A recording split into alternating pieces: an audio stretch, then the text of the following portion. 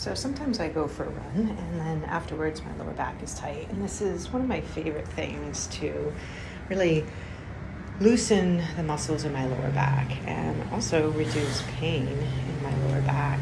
I like to go into the star inversion, having the hammock around my sacrum, and then I press my hands into where the fabric is hitting my sacrum and my hips, and I press into it to create more traction.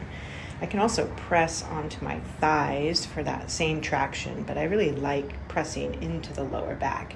At the same time, I draw the shoulders away from my ears while I'm pressing. And then sometimes I like to do little mini sit-ups to really align my spine and take any of that arch or curve out of the lower back.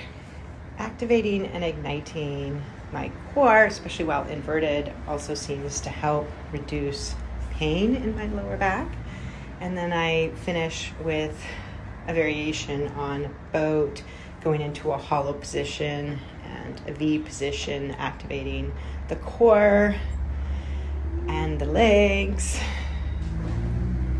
This is a wonderful way to get a nice core strengthening really quick, as it's quite challenging.